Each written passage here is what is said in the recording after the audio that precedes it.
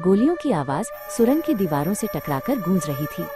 अर्जुन और पिया सुरंग के एक गहरे छेद के मुहाने पर खड़े थे। कूद जाओ पिया, हमारे पास और कोई रास्ता नहीं है, अर्जुन चिल्लाया। जैसे ही सैनिकों ने अपनी बंदूकें तानी, दोनों ने उस अंधेरी गहराई में छलांग लगा दी।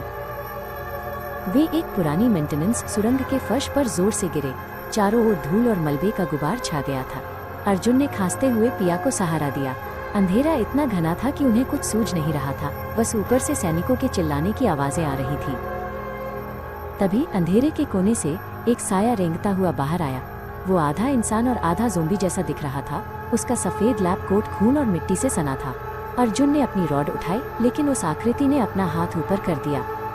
डरो मत, मैं डॉक्टर कबीर हूँ। उसकी आवाज़ फटी हुई और दर्द भरी थी। मैंने ही ये वायरस बनाया था, कबीर ने अपनी लड़खड़ाती आवाज़ में कहा। उसकी आंखों में गहरा पछतावा था। मैं दुनिया को बचाना चाहता था, लेकिन सत्ता के लालच ने इसे हथियार बना दिया। अब ये मुझे भी धीरे धीरे खत्म कर रहा है। उसने पिया की ओर देखा, जिसकी आंखों में अब डर की जगह हमदर्दी थी।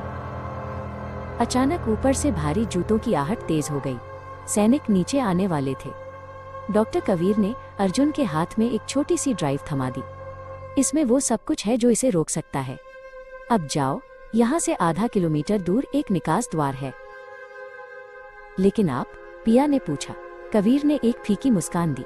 मेरा समय पहले ही खत्म हो चुका है, मैं उन्हें यहाँ रोकूंगा। उसने एक गैस पाइप की ओर इशारा किया जो दीवार से गुजर रही थी।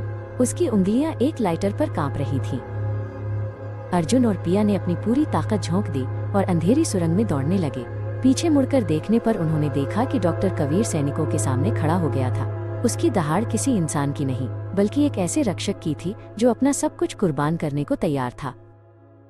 एक जोरदार धमाका हुआ जिसने पूरी जमीन को हिला दिया। आग की एक तेज लपट सुरंग के पिछले हिस्से में फैल गई।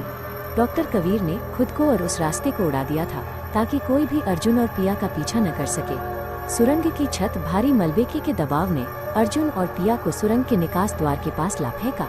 वे लड़खड़ाते हुए ताज़ी हवा और चांदनी में बाहर निकले।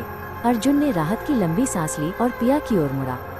हम बच गए पिया, हमने कर दिखाया। लेकिन पिया ने कोई जवाब नहीं दिया। वो जोर जोर से खांसने लगी और घुटनों के बल बैठ गई। जब उसने अपना हाथ मुंह से हटाया तो अर्जुन की रूह कांप गई। उसके हाथ पर काले रंग का खून था और उसकी गर्दन पर नीली नसें उभरने लगी थी। अर्जुन, मुझे बहुत ठंड लग रही है, उसने लड़खड़ाते हुए कहा।